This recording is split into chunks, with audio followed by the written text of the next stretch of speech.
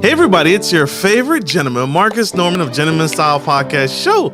And today you all are in for an absolute treat. This man is a powerhouse. And we're going to talk about our favorite subject, real estate investing. And not only that, but 1031 exchange. You all won't want to miss a second of this dynamic speaker. Stay tuned, stay with us, stay engaged. Here we go.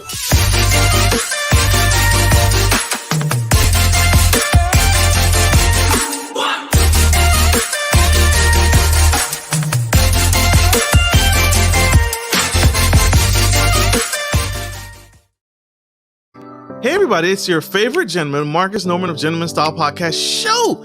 And today we have a director of sales and director of marketing. This man is powerful. Mr. Dan is a seasoned real estate veteran with over a decade of experience in many facets of the real estate industry. Starting his career in house hacking, he quickly moved on to flip houses and in and around the Metro Detroit area, and eventually created a company called Renaissance Real Estate Ventures, which specializes in the acquisition, financing, and renovation and resale of single-family residential properties in the booming city of Detroit, Michigan. Mr. Dan is also a former business development executive for Amazon in Detroit, Michigan. So this man has extensive background in real estate, and we are going to talk about it today. Help me welcome to the stage the incredible, the amazing, Mr. Dan. Hey, what's up? How you doing? Love that intro. Absolutely. Thank you, sir. It's all you. You have an extensive bio, sir. You did all the work. I appreciate you. Thank you for joining us on the show. Yeah, my pleasure. We can update the bio right now if you want, because we have a new group, the Lewkowicz group at Encore Real Estate Investment Services. I'm the senior director, and it's funny because you're reading that bio. It's a couple days old, and the group just launched, so it's pretty cool. Look at that. Look at that. Always advancing, always growing. So thank you for that. Thank you for that. Man on a move. Sir, what's your story? Your resume is extensive. What's your story? What got you started in real estate investing? Yeah, my story is that I know a lot of good resume writers. No, I'm just kidding. My story is that back in 2005, I mean, the real story for me probably began in 2005, but the truth is that my grandmother, she should live and be well. She's 96 years old. She was actually flipping houses in Detroit in the 50s, okay? So I didn't even know that until I was older, but I think that entrepreneurial spirit that she had, my father's a business owner, owned pharmacies in the city of Detroit. I think that really rubbed off on me. Me particularly, I graduated college in 2006 from Oakland University. We're actually doing a deal up there now, which is really exciting. But I graduated there, what is that, 15 years ago. And towards the end of my time in college, I started a business called Disability Made Easy with two of my best friends. And it was a barrier-free home modification company. We renovated houses to make them handicap accessible for people with terminal illness, disability, things like that. And I did all the sales and marketing because, I like to talk and sell and meet people and all that stuff. I like to be a gentleman. And point is that I went out, never forget this. I went out with our project manager to a site, and we're driving there. He's explaining to me how insurance reimbursements work and contracting, all this stuff. Get out of the truck, get out right in front of the house. And I'm like, this is not a job we want. Like, this is some old dilapidated home. I totally had, these preconceived notions. And my project manager says, Dan, he said, just sit tight, buddy. Get out of the car. And remember, I was probably 22 years old or something like that, 23. And and we get out of the car and we sit there. And in 35 seconds, the guy sketches out on his graph paper a beautiful new front elevation that was functional, handicap accessible, made sense. I remember the whole way home, I was like thinking to myself, I'm like, how did he do that? It was so simple. That concept of taking something that has value and adding more value by repurposing it is something I specialize in. And it's something that stuck with me forever. And when I did that, Marcus, I recognized that I could do that with not just this particular business, right? I could buy homes, renovate them, make them more functionally, make them more functional and more purposeful and intentional, and then flip them. I recognize that I could start a commercial real estate business. I recognize I could become a broker. I recognize I could provide value, and then everything else would follow from there. So a lot of stops along the way, but that's kind of the then and the now. Love it. Love it. Love it. Love it. You're So the man commercial with the podcast. You're the man. I love this. Thank you. I work hard. So you specialize, your company, Encore, you specialize in commercial real estate. What are the pros and cons of investing in commercial real estate? Can you tell us something? Yeah, sure. I mean, let's start with the cons. There really aren't that many. I mean, maybe one of the cons would be that it's a perceived high barrier of entry because the deal sizes are typically, let's say, in my experience from a brokerage perspective, smallest deal I ever did was about 550. My typical deal size is maybe 4 to 5 million. I do portfolios that are 10, 12, 15, 20 million. Just got a listing. If anybody wants more information, 2 resorts with 4 condos on premises here in Michigan, $45 million listing, right? So that's just our typical business. Now, keep in mind, we do syndications as well. Not myself personally, but some of the individuals that I work with. And those syndications can make net lease accessible to, the smaller investors, so to speak. So that's a perceived con. I would say the pros, I mean, we could talk for, how long you got? We got hours here. We could talk about the pros of commercial real estate. One of them is scalability. Right? I mean, think about this. I was flipping single family homes. We were doing a lot of multifamily projects. So look at that scalability between single family house, right? 1 property, 1 tenant, maybe 2, right? 1 roof, 1 boiler or furnace, 1 electrical system, 1 electrical service, 1 parcel, all that stuff. Look at multifamily, 10 unit, 100 unit, 500 unit. Could be a few roofs, couple hundred tenants. Could be a few boilers, couple hundred tenants. Could be 1 or 2 or 3 parcels, couple hundred tenants. That's scalable. Now look at what I do, right? I specialize in net lease investment sales. We are actually creating a multifamily division here at Encore. But as a side note, I'm primarily involved in net lease. So we're talking about, I've got a portfolio of 10 Walgreens I'm working on right now. That's, that could be a $30 million portfolio, right? Working on 200 and I don't know, 6 unit resort. That's, 1 property, 1 parcel. So the scalability is huge. The security is huge, right? Typically we're dealing with properties that have large corporate guarantees from large corporations. They're on main corners many times with traffic lights. They're excellent real estate, very well located. So they're very stable and secure. They're very predictable. That's another pro, right? We know in the lease, right? We know in the lease at the casting of the lease, when the lease is signed, what's going to happen? What if there's a government shutdown? What if people can't pay rent? What happens? Who's on the hook? Who is the guarantor? What type of rent bumps are there annually or every 5 years? Is there going to be an option? What's the option going to look like? So it's very predictable. So these are just a few of the myriad of really valuable pros of investing in and brokering commercial real estate deals. So that makes sense, right? So you specialize in commercial real estate, and you're right? That's typically what scares people away, is that the barrier to entry is high, but the return on the investment is significant.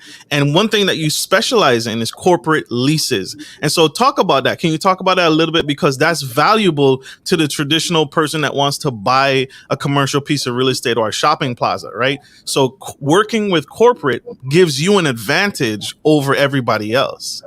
Yeah, totally. And, I'm laughing here because I apologize. This is a gentleman style podcast, and I usually have more style than this. It's just I'm going out of town in a few hours and I want to hop on here and hang out with you. But so I'm not even going to apologize. I'm unapologetically Dan Lowkowicz. So this is just who I am. Basically, regarding what you're asking about the corporate structure of these leases, yeah, no question. I mean, who do I want? And no offense to you, Marcus, do I want Mr. Norman or Mrs. Norman? Do I want Mr. Smith or Mrs. Smith as a tenant? Or do I want Walgreens Boots Alliance, a publicly traded company? Do I want Dollar General, a publicly traded company? Do I want FedEx, like a publicly traded company? Who do I want on the lease? You might have millions of dollars and a ton of style, right? But you're not a corporation, okay? So I want those corporations backing the lease. What that means is, again, something goes on, God forbid, with Mr. Norman or with Mrs. Smith, and they can't pay their rent or they go through bankruptcy. Sorry. You pay, you stay, you don't, you won't. That's how it works, right? Let's say Walgreens is not doing well on the corner of, Hayes and M59 here in Michigan, right? They're not doing well at that location. They decide to shutter it, to leave, to whatever. Well, guess what? There's hundreds of other, maybe thousands of other locations that are on that lease. I don't care if they stop paying rent, they stop performing there. I don't care obviously the underlying fundamentals of the store from a business perspective are important, as are the corporate fundamentals and financials. My point is that I'm not tied to a single location. I'm tied to a corporation. Absolutely. So that means good, because if I'm an investor and I'm buying in, having that corporate structure means less weight on the lease up time, right? So I don't have to wait as long to lease up that building, or I'm buying a building that's already signed and leased up by a corporation. Exactly. Yep. And a lot of my clients are developers, right? So you think about a major hospital system like Mercy One. I've my third one on the market right now. Sold one at like about 12 million. We got two more at about 616 total right now for those two. And that's a major regional healthcare system, the largest in Iowa, in fact. And my client is a developer, so he's actually buying the land or the buildings, scraping them or building new, right? And then he's signing a lease while the building's being constructed. So rent commences, right? The lease is already in place. We can even sell these things if we want on a forward commitment before the tenant is actually paying rent. Same thing happens with dollar stores. I got a dollar store, same situation. That one's the developer chose to cash flow it for a year, right? Because he wanted to get out of, change his capital gains consequences, so to speak. We'll see if that's going to continue or not, depending on what the administration and the people want to do. But that's another great example. I've got clients that build FedEx grounds, same thing. So it's a very cool game. It's a very interesting game, and there's a lot of opportunity for people in all different walks of life, all different levels of how high they want to play in the game when they get in. Powerful. Mr. Dan, I want to ask you one thing. You've mentioned it several times. What is a triple net lease, and how does that differ from a regular lease, a regular residential lease, or typical commercial lease? Yeah, good question. So let's compare multifamily to net lease, okay, to make for the purposes of the points here that we want to tease out. So let's say a perfect example. I got a property on market right now. It's a Wendy's, not going to be on market much longer because it'll be under contract here in about 40 minutes. But basically that property is a $2.5 million property approximately, and it brings in $125,000 of gross income, right? So if you do the math, that's 5 cap. That's a 5% return. Let's just keep things simple. Let's take a multifamily, like maybe, I don't know, somewhere in Michigan, and it's, let's say 10 units. The units are approximately valued at about $250,000 each. That's $2.5 million for the price. And each tenant is paying a gross rent of $1,250. Do the math, keep it simple. What are you doing? You got a building for $2.5 million, and it's bringing in $125,000 annually. And now, by the way, I screwed that up because I'm using the assumption that they're paying $1,200 and they're paying $12,500 annually, which is a little bit more than $1,000 a month. Okay, I want to keep it simple. So same thing, gross annual income, $125,000, price $250. What's the cap rate on that multifamily? Let me ask you that question. Good question. It's always dangerous doing math live, right? That's why I put you on the spot. That's less than 5%. That's not even close. Why? Why do you say that? Because I might be doing this wrong. You did it right, and I want to point out that this man knows his stuff because the trick question, if he would have fallen into the trap, he would have said a 5 cap, but he didn't. Why didn't you say a 5 cap? Because it's not the same. It's I don't know how I knew that. It doesn't line up.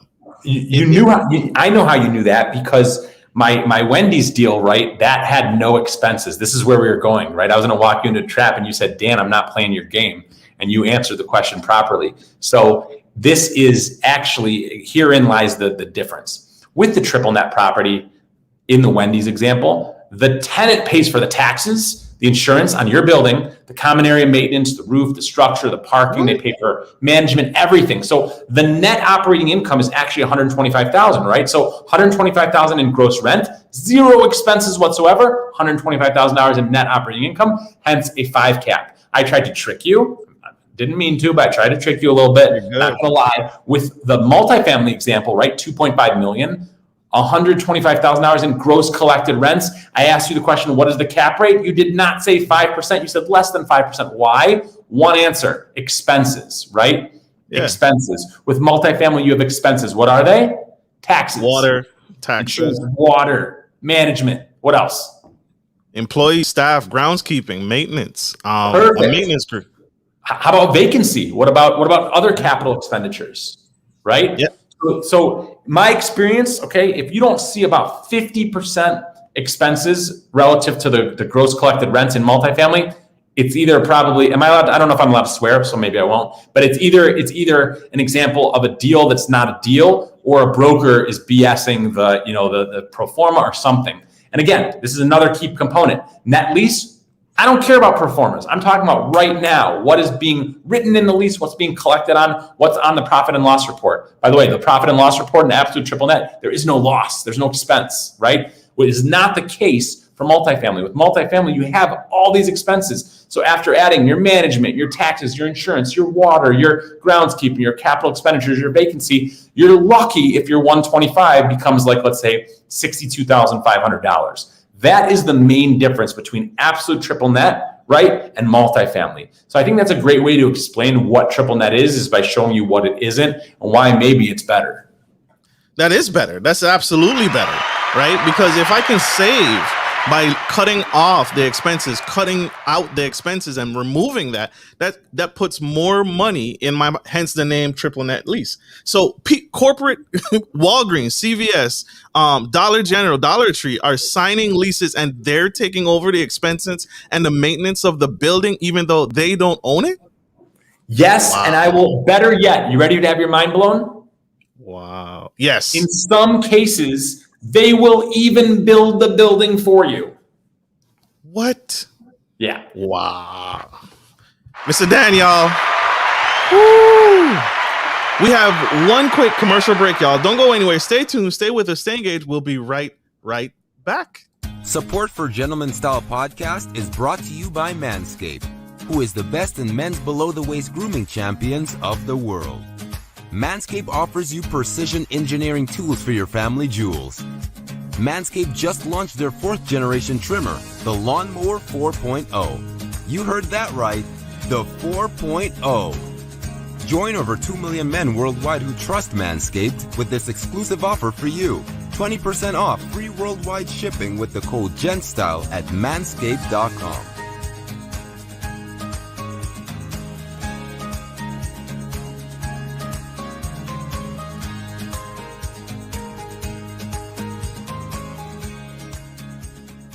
Good day, podcast listeners. This is your boy, Marcus Norman of Gentleman Style Podcast Show. I wanted to let you guys know that we will be rolling out a new feature and adding a join sponsor button next to the subscriber button here at the bottom of your screen. Once you click the button, it will display 3 membership levels. Gentleman Gentry, which is our entry level, Duke Duchess, which is our season level, and the Emperor and Empress, which is our most sophisticated level, which you will receive unique perks and benefits at each differing level and gain access to our community tab. We will also be sharing polls, upcoming events, and interviews, as well as receive feedback from our sponsors directly. Your support helps me find new and exciting guests to bring to the stage live. Well, in order to get the higher end speakers, it requires, well, some, you guessed it, money. So thank you for tuning in to my channel. And if becoming a sponsor sounds good to you, then select the join button below and choose your desired sponsor level. Let's continue to grow and serve the future of generations of men and women to come. Love you guys. Bye.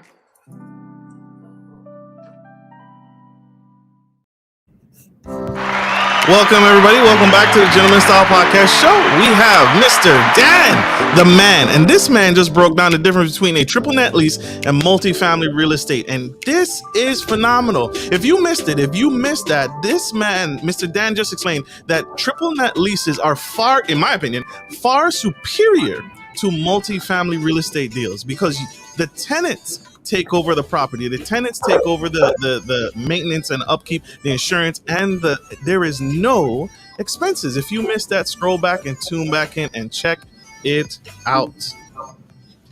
Mr. Dan, thank you for that. Thank you for breaking it down for us. What documents should someone have when they come to you? Should they already have the money in hand? What should they have prepared before they come to you and reach out to you? Great question. So we can talk buyers, we can talk sellers. Well, in reverse order, if you're a seller, you need to have a single tenant net leased asset. You need to have your lease available for our review, and it's totally confidential. If you want to sign a confidentiality agreement, no issues. If it's a multi-tenant property, like let's say a strip center, a shopping center, a mall, something like that, we're going to need to see your profit and loss report. It's going to have to be legit. We're going to have to see your rent roll. Now, we may ask to see the leases to review them and underwrite certain things, but at least the rent roll and the profit and loss report. Now, if you're a buyer, the truth is that there are people on my team who represent buyers. I don't do a lot of buyer rep unless either A, somebody like Marcus refers you, right? So I know that it's legit, or B, you're a client I've already worked with. We do a lot of buyer rep, but I have specific brokers that work for the Lewkowicz group that handle that for me, for us. And, we're just going to want to make sure that you're going to perform and that, everyone is respecting everyone's time and whatnot. So, bottom line is, even if you just want to talk or you want me to be on your show or whatever, just reach out. Cause I love connecting with great people and helping and adding value. And, I just feel fortunate to be in this industry. You can check out our website, EncoreInvestmentRealEstate.com. That's Encore, ENCORE, investmentrealestate.com. I also have, my website is danontop.com. That's www.danontop.com. And then obviously I'm also the co-creator and CEO of the CRE Pro course. That's www.CREPro, like commercial real estate pro, which is what you'll be once you take the course. That's course.com, CREProcourse.com. And if there's anything I can do to help, I love what I do and I love networking with great people. So please reach out. Absolutely. Mr. Dan, are there any final words that you want to leave to my audience? Any words of encouragement? What markets are you in? Nationwide, in terms of net lease, we sell in all 50 states. We represent buyers in all 50 states. I personally I have dual citizenship. I'm a citizen in Israel as well. We do international investments, but as a brokerage, we focus on the continental United States. Hawaii and Alaska too. If you got if somebody wants to have a Taco Bell in Anchorage, no problem. But basically, that's what we do. Any parting words? Just thank you.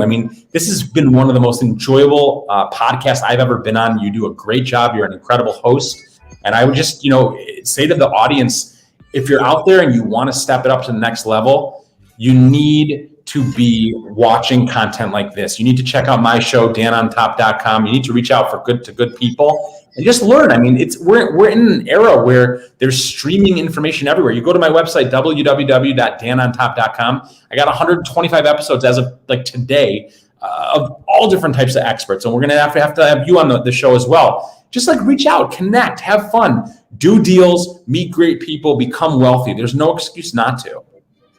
Love it. Love it. Love it. You heard it from the man, y'all. That's www.danontop.com. Go check out that page and get in the game. This is huge. Triple net. One request. Yeah. On the intro music, I was dancing by myself. So I would love if you could dance with me. Let's go.